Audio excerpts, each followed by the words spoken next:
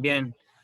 Ahora, ¿cuántos de ustedes han escuchado acerca del término de mecanotransducción? Y también es válido que me digan, no, profe, yo nunca lo había escuchado este término. Yo Bueno, no. Marlene Yo dice que nunca lo no. había escuchado. Bueno, Y yo. ahora, ¿para qué nos va a servir este término? El término mecanotransducción es el concepto que nos ayuda a entender por qué el ejercicio físico funciona. Nosotros sabemos, digamos, que el ejercicio físico, perdón, que cuando hablamos de agentes físicos, pues la electroterapia funciona porque genera un estímulo a nivel nervioso y llega a la médula espinal y bloquea bloquea ciertos receptores y hace esto y hace el otro, o si lo agregas a tal... sabemos cuál es la función, por ejemplo, o la razón detrás de por qué funcionan los agentes físicos. Sin embargo, cuando hablamos de ejercicio físico y les preguntamos o nos preguntamos a nosotros mismos por qué funciona el ejercicio físico, muchas veces pensamos, pues el ejercicio físico funciona porque aumenta la presión arterial, porque mejora, aumenta el volumen muscular, porque hace esto y porque hace el otro. Por eso funciona. Sí, pero ¿cuál es el efecto fisiológico que se produce cuando uno hace ejercicio físico? Y pues bueno, eso es justamente lo que vamos a ver con este término.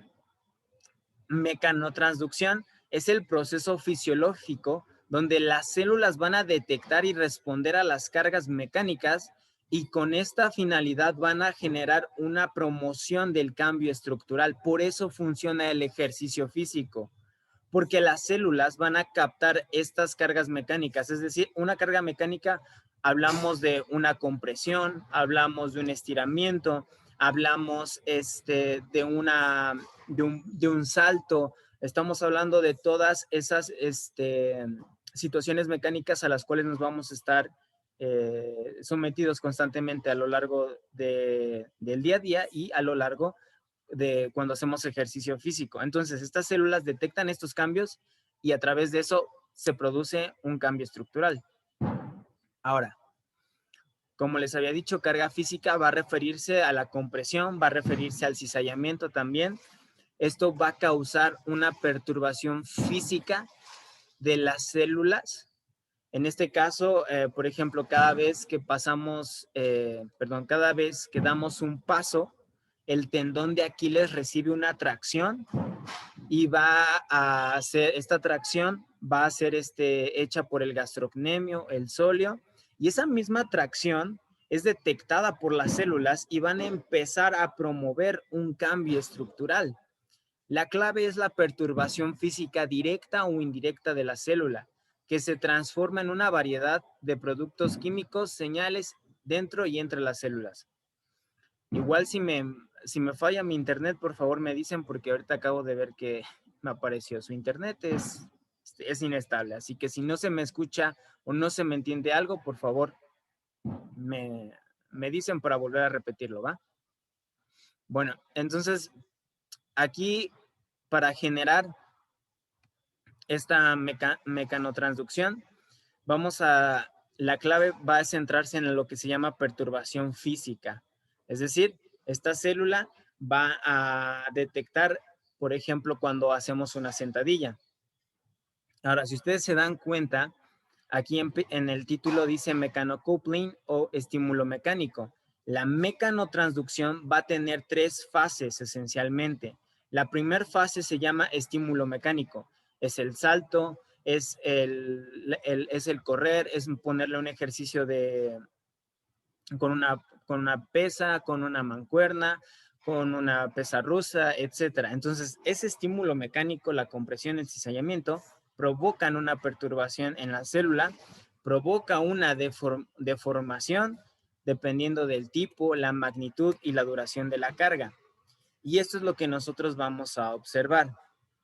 Aquí nosotros tenemos una imagen de lo que es el tendón, ¿ok? Y aquí nosotros observamos fuerzas de compresión y fuerzas de cizallamiento. En la imagen B están viendo una fuerza de cizallamiento, es decir, una fuerza de que se desplaza en anterior y en posterior. Aquí nosotros en el A tenemos una célula normal, su núcleo, el colágeno a su alrededor y la célula del citoplasma.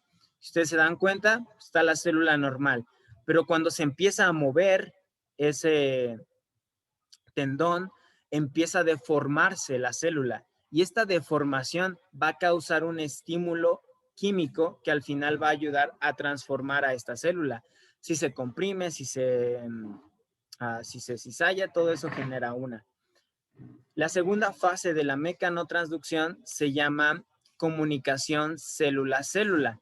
En este caso, lo que vamos a ver es que empieza a haber una transmisión de una célula a otra célula gracias a esta interconexión. En pocas palabras, bueno, aquí, si ustedes quieren leerlo después, pero nos empieza a hablar sobre que las proteínas empiezan a detectar o a señalizar un poco de calcio, un poco de ionicitol trifosfato, empieza a haber sustancias químicas que estas se van a ir comunicando y van a estar diciendo, oye, aquí hay un estímulo mecánico, tenemos que responder de esta manera. Y nosotros vemos la imagen, vemos aquí un tendón y vemos microscópicamente lo que está sucediendo en el tendón. Lo que está pasando es que al momento, el tendón aquí está normal, ¿ok? En esta, déjenme señalarles acá. En esta primera imagen de su izquierda, el tendón está intacto, está normal, está en reposo. Sin embargo, conforme va siendo sometido a ejercicio, empieza a haber un cizallamiento, empieza a haber una compresión. Y esto a su vez empieza, si ustedes se dan cuenta, a segregar sustancias químicas que van a comunicarse entre célula y célula y de eso mismo empieza a ocurrir cambios estructurales. Y ya por último, la última fase se llama respuesta de células efectoras. Es la respuesta celular detonada por el estímulo y que va a dar como resultado la regeneración del mismo. En pocas palabras, sucede lo siguiente. El paciente tiene un síndrome femoropatelar. Tiene un problema en la rodilla. Le ponemos a hacer sentadillas y al momento de que el paciente hace sentadillas, la sentadilla es el estímulo mecánico. El estímulo mecánico lo detectan las... ¿Se trabó? Un poquito antes de cambiar a lo del efecto de celular responsable.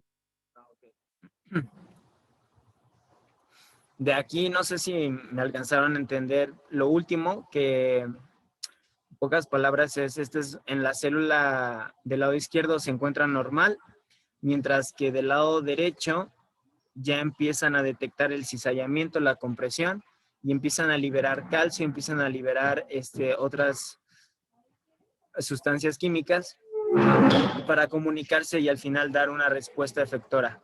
¿Vamos bien? ¿Sí? Ok. Entonces, como les decía, yo tengo lo que es el estímulo a un paciente con síndrome femoropatelar y cómo va a darme, cómo es que este paciente va a obtener una disminución del dolor o cómo es que este paciente va a generar mayor resistencia física. Pues el ejercicio va a ser de la siguiente manera. Permítanme tantito.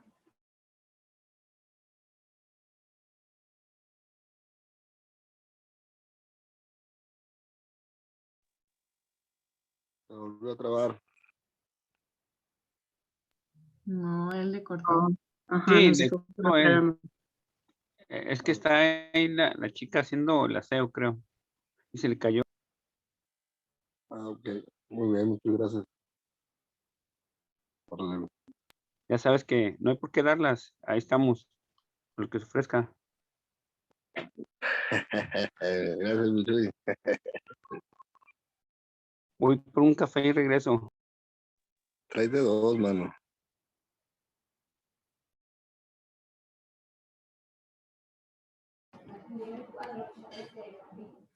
Perdón, lo siento, chicos. Entonces, como les decía, tenemos aquí al paciente, la sentadilla genera un estímulo mecánico, el cuerpo detecta ese estímulo mecánico, empieza a haber una transmisión celular y la célula empieza a responder. ¿De qué manera responde? Va a generar una hipertrofia muscular, va a generar una hiperplasia muscular, va a liberar sustancias químicas que van a permitir disminuir el dolor, va a ayudar a generar una vasoconstricción, ayudando a tal cosa, o genera una vasodilatación, etc. Esa es la respuesta celular. Ya la vasodilatación, ya la hipertrofia, ya la liberación de sustancias químicas, etcétera, etcétera. Entonces, bueno, esto es un poquito más de lo mismo, así que me lo voy a pasar. Igual. En fin. Entonces, para terminar esta parte, nosotros en terapia física tenemos una zona denominada mecanoterapia, ¿cierto? Mecanoterapia se definió por primera vez en 1890 como el empleo de medios mecánicos para la cura de la enfermedad. Y, por ejemplo, nosotros vemos en esta zona de mecanoterapia, por ejemplo, vemos pelotas, vemos colchonetas, vemos escalerillas, vemos cuñas, vemos, por ejemplo, aparatos para la reeducación de la marcha, etcétera. Todo esto es mecanoterapia. Pero actualmente la mecanoterapia no se define como el empleo de medios mecánicos, sino se define como el empleo de la mecanotransducción para la estimulación de reparación y remodelación de tejidos. Esa es la definición de la mecanoterapia actualmente y con la que nos la debemos de centrar o quedar esencialmente. Esta distinción va a destacar la base celular de la prescripción de ejercicio para la curación de tejidos. O sea, es decir, ¿sabes qué?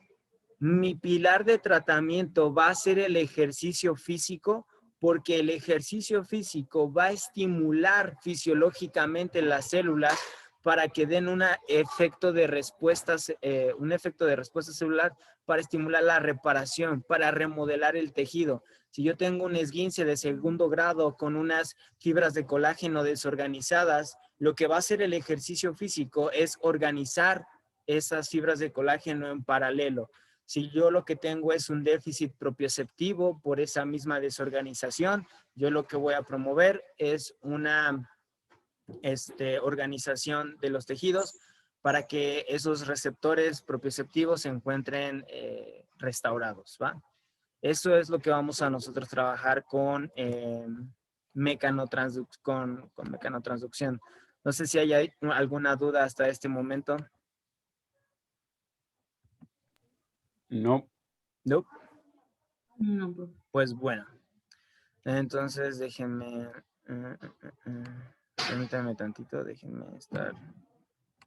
Eso fue el primer apartado de mecanotransducción, que estuvo bastante sencillo. Y bien. Ahora vamos a seguir con el segundo tema. El segundo tema ya vamos a empezar a abarcar capacidades físicas. Antes de introducirnos a capacidades físicas, yo quiero que empiecen a realizar o hacerse a ustedes mismos estas preguntas. ¿Ok? Cuando nosotros prescribimos el ejercicio físico, tenemos que preguntarnos si el paciente puede llegar a hacer ejercicio físico mientras se está lesionado, mientras se está herido, cuáles son las modificaciones que tenemos que hacer, los ejercicios que tenemos que estarnos variando, las series, las repeticiones, el volumen, la intensidad, qué hay sobre las lesiones, qué hay sobre la prevención de las heridas. Y por ejemplo, cuando estamos trabajando ejercicio físico terapéutico en atletas, todavía tenemos que hacernos otras preguntas, como cuáles. Si la técnica que se está utilizando para el desempeño es la ideal, si lo que estamos trabajando con el atleta, si estamos frente a un atleta que levanta pesos olímpicos, que es un crossfitero, si es un basquetbolista, si es un futbolista. ¿Cómo valoras estos movimientos? Por ejemplo, ¿cómo ustedes valorarían el movimiento de un futbolista, de un basquetbolista, de un powerlifting, de un levantador de pesas, de un crossfitero? cómo ustedes pueden enseñar una mejor técnica, cuáles son las lesiones más comunes en el gimnasio, cuáles son las lesiones más comunes en el futbolista, en el basquetbolista, cuáles son los músculos y las articulaciones que más se lastiman en ese deporte, cuáles son las patologías más comunes, etcétera, etcétera, etcétera, etcétera. Entonces, todo esto, ¿por qué prácticamente, por qué lo menciono? Porque muchas veces lo que nosotros lleguemos a ver dentro del apartado de ejercicio físico no va a abarcar completamente las necesidades que ustedes van a llegar a necesitar y tienen que abordar o tienen que ahondar un poco más ustedes investigando, leyendo, etcétera. Así que, pues bueno, para seguir, me voy a saltar un poquito este apartado de por qué los fisios no se ejercitan. Sí. Y vamos a hablar como tal ya de la capacidad física. ¿Qué es una capacidad? ¿Es una cualidad o una condición? ¿Y cuáles son las capacidades físicas? Las capacidades físicas esenciales nosotros vamos a tener, van a ser las siguientes. Van a ser fuerza, resistencia y velocidad. Esas son mis 3 capacidades físicas esenciales. Fuerza, resistencia y velocidad. Existen otras capacidades físicas que son facilitadoras, que se les llama, que son las de flexibilidad y son las de coordinación. Cuando nosotros hablamos de estas capacidades físicas, sobre todo de fuerza, resistencia y velocidad, de ellas sobresale una en particular y es la fuerza, ya que se ha visto que la capacidad física de la fuerza es el pilar por el cual la resistencia y la velocidad van a mejorar. Y esto es muy importante de recordarlo, porque esencialmente lo que yo voy a buscar en un paciente es mejorar su fuerza, porque si mejoro su fuerza, mejoro sus capacidades físicas de resistencia y velocidad. ¿Qué pasa, por ejemplo, en un paciente geriátrico? En un paciente geriátrico sedentario que no ha tenido este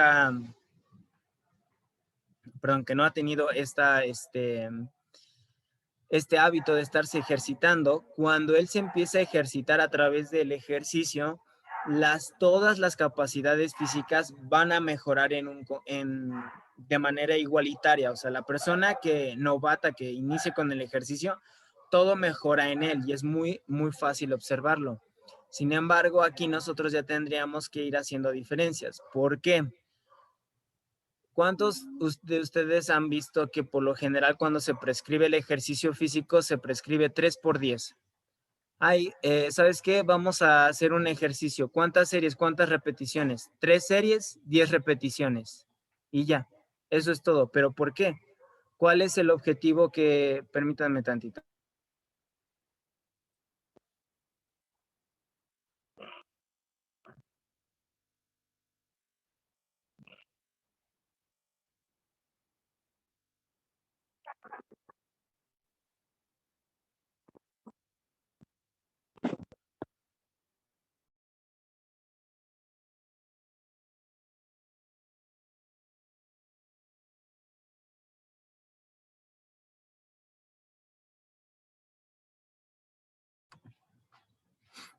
No, perdón, chicos. Otra vez, perdón. Entonces, como les decía, lo que va a pasar es que por lo general se prescribe ese famoso 3x10, pero ¿cuál es el objetivo que quiere el fisioterapeuta? ¿Quieres mejorar fuerza? ¿Quieres mejorar resistencia? ¿Quieres mejorar velocidad? ¿Quieres mejorar qué es lo que buscas?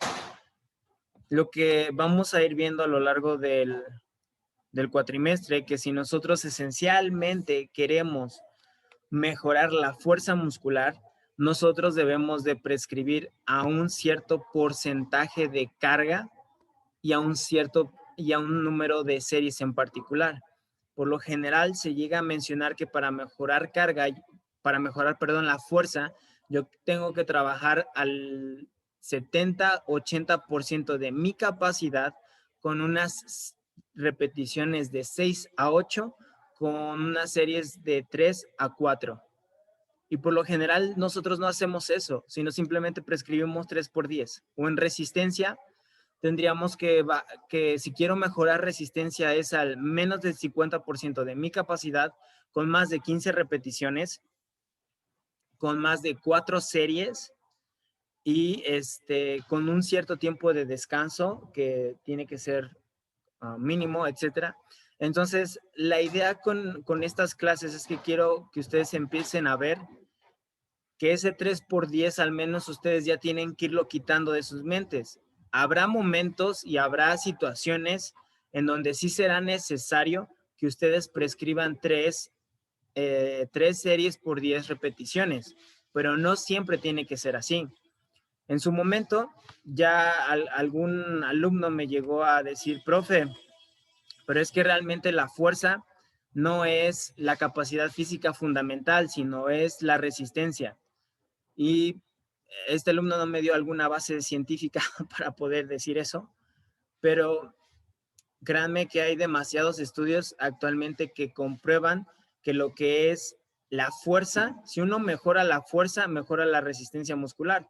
De hecho, aquí hay un estudio precisamente elaborado ya tiene tiempo, en el 2012 aproximadamente, pero es un ejemplo, en el cual se comparó si los atletas de resistencia física, los atletas, por ejemplo, que corrían 100 metros planos o que corrían 200 metros planos, mejoraban su capacidad de resistencia si entrenaban lo que era fuerza.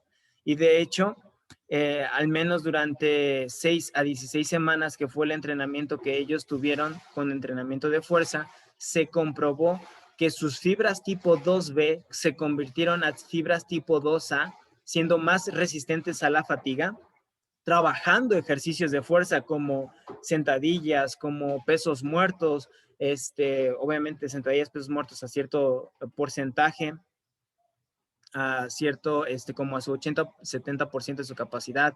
Y no solamente eso, sino que las personas que entrenaron fuerza mejoraron su función neuromuscular, su rigidez musculotendinosa. Y aunque esto pudiera parecer algo malo, porque uno puede pensar, ¿por qué mejorar la rigidez musculotendinosa va a ser bueno? Pero en este caso es bueno porque al momento de generar una mayor rigidez me permite una mayor compactación del tendón y me permite generar una mayor potencia muscular. Mejoraron aquellas personas que corrían, mejoraron muchísimo su CEA. El CEA es el ciclo estiramiento-acortamiento, igual lo vamos a ir viendo después, pero la idea que quiero que se queden es esto: la fuerza para algunos autores es esencial porque va a maximizar la resistencia y la velocidad. Y dentro de lo que es para facilitar todavía más la fuerza, yo puedo usar la coordinación y yo puedo usar la flexibilidad como capacidades físicas para amplificar estas circunstancias. Claro que también si mejoro flexibilidad y mejoro coordinación, mejoro resistencia, mejoro velocidad, etcétera, etcétera. No sé si tengan dudas hasta este momento. No. ¿No? Bien. Ahora, estas capacidades físicas van a estar determinadas o van a estar limitadas por la genética.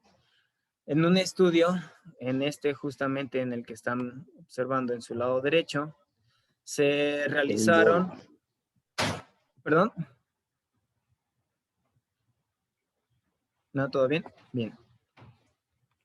Justamente en este estudio se realizó un dato bastante interesante, en el cual ellos habían realizado pruebas previamente a ciertas personas y habían determinado que genéticamente ellos los dividieron en dos grupos: en un grupo donde genéticamente se favorecía para levantar cargas ligeras y un grupo donde se favorecía para levantar cargas pesadas.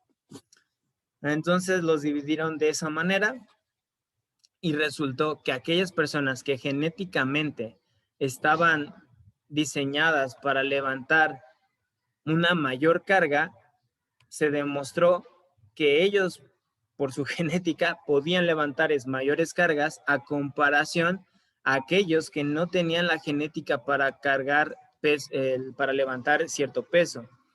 Esto no significa que no podamos de repente vencer los límites de la genética.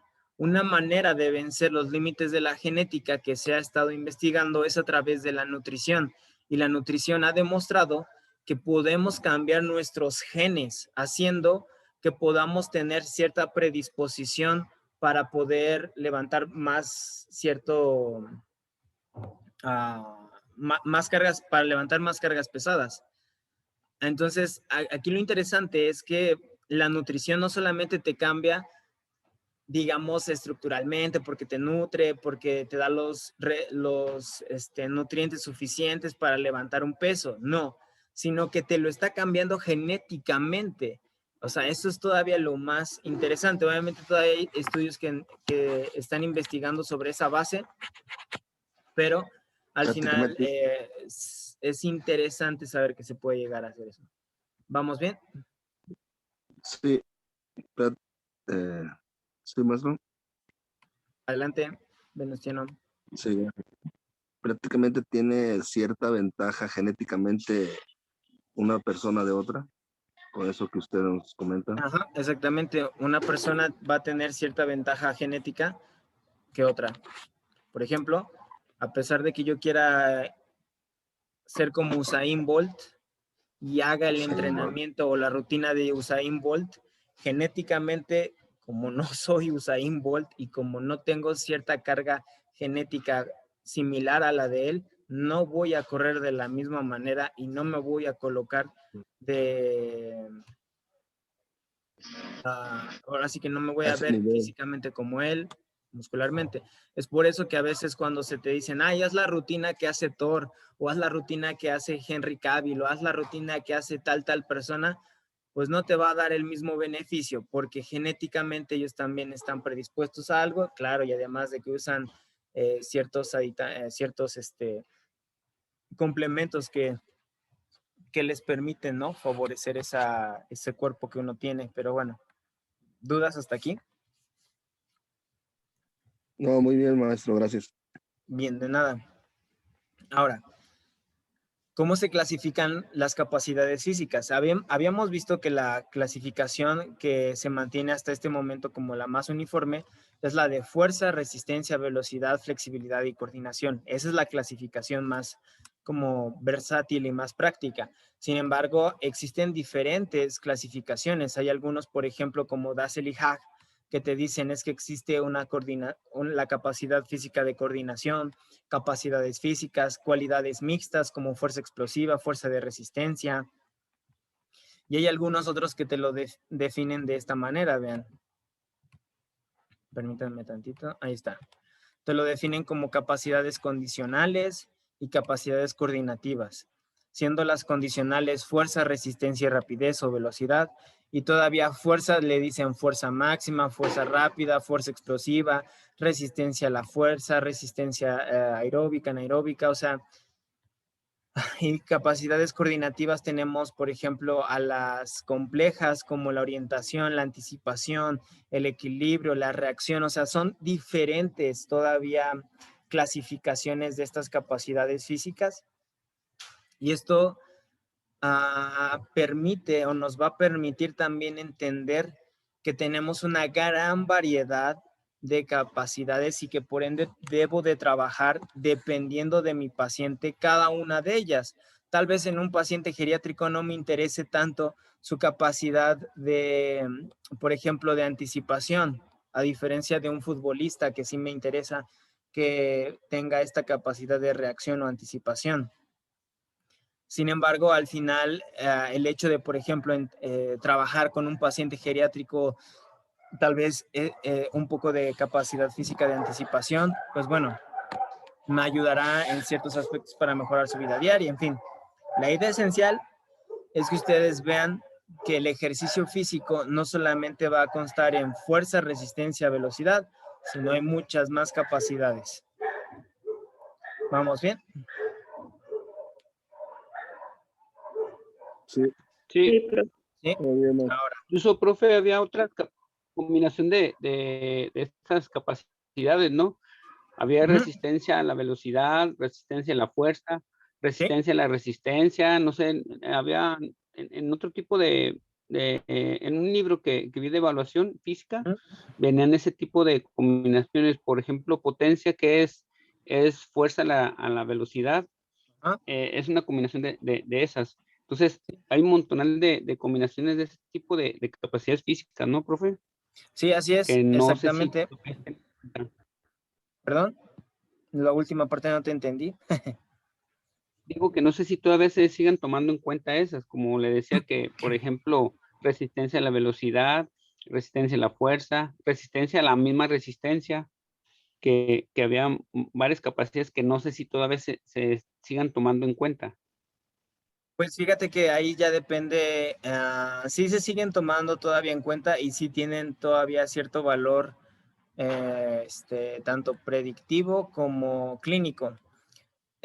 Por lo general nosotros nos va a interesar seguir utilizando, por ejemplo, resistencia a la velocidad o resistencia a la fuerza, sobre todo en pacientes atletas o en pacientes deportistas. Ahí sí nos interesa mucho ir diferenciando cada una de estas capacidades físicas, porque al final es lo que también va a ayudar a que el retorno al deporte después de una lesión sea todavía mucho más específico, pero tal vez en un paciente geriátrico, en un paciente adulto que no es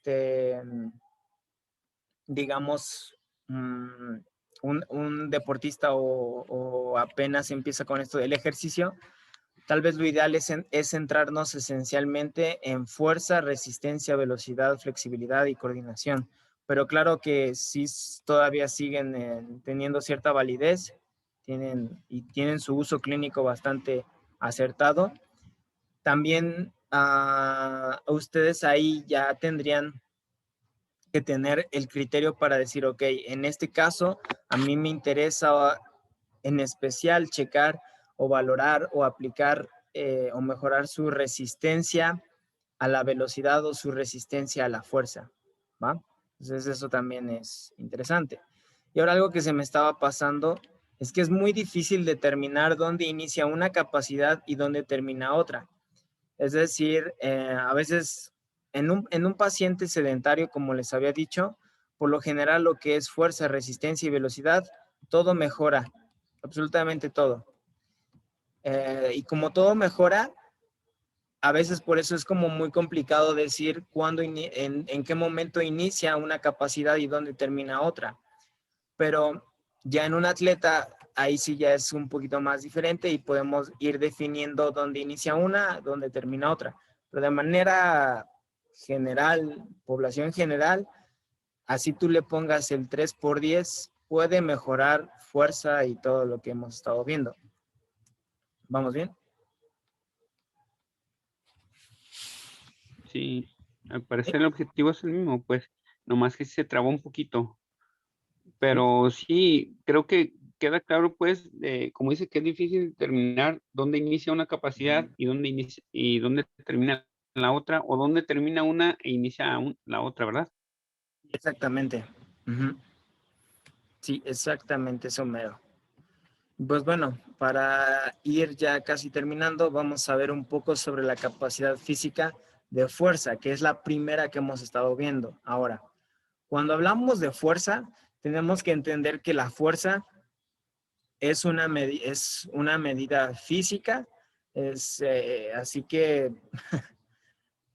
como tal, la definición que vamos a nosotros estar usando va a ser una definición aplicada al ejercicio o al movimiento. Así que nosotros entendemos fuerza desde esta perspectiva, desde el movimiento, como la habilidad de un músculo para ejercer fuerza a cierta velocidad. Profe, ¿pero qué es fuerza? Si nos vamos a la definición física de fuerza, o sea, la literal a la que la rama de la ciencia de la física define es como la capacidad de desplazar un cuerpo. Eso es fuerza, capacidad de desplazar un cuerpo en el espacio. Ya está. Entonces, fuerza desde un punto de vista del movimiento o del ejercicio o de las ciencias del ejercicio es la habilidad de un músculo para desplazarse a cierta velocidad. Sin embargo, la fuerza no solamente tenemos que entenderla como algo en donde el músculo está involucrado esencialmente, sino cuando hablamos de fuerza, hay una complejidad en los sistemas neurológicos, musculares, biomecánicos, cognitivos, ligamentarios, capsulares que se ven involucrados. No solamente, lo más fácil cuando hablamos de fuerza es recordar el aspecto muscular, pero no debemos de recordar solamente eso, sino debemos de recordar una interacción compleja, al menos en el sistema nervioso central y a nivel de sistema pasivo, ligamentario o facial. Para que nosotros podamos ir ganando la fuerza o ir ganando fuerza, nosotros debemos de ir aumentando progresivamente la carga durante los ejercicios, y creo que eso es algo que se entiende de manera normal, o sea, de manera como muy lógica, ¿no? Quiero aumentar fuerza, pues en lugar de yo inicie con 2 kilos, pues lo más natural es que voy a ir subiendo de 3, 4, 5, 6, etcétera. Hay ciertas determinantes en la fuerza y estas determinantes me van a ayudar también a definir o a moldear esta fuerza. Van a ser determinantes periféricos y centrales. Los periféricos son aquellos dentro del músculo. Un determinante periférico va a terminar siendo la estructura del sarcómero. O sea, qué tan ancho se encuentra el sarcómero, va a ser la capacidad vascular de ese músculo, o sea, qué tan irrigado se encuentra ese músculo. Va a ser el tipo de fibra muscular que tiene este músculo, si es tipo 1, si es tipo 2. En cuanto a centrales, van a ser determinantes propios del sistema nervioso central. Aquí nosotros ya nos metemos con un poquito sobre la capacidad de reclutamiento de las unidades motoras. Nos estamos metiendo con la capacidad de programación motora, con engramas motores, así que eso es lo que nosotros nos vamos a estar como metiendo. No sé si tengan alguna duda hasta el momento.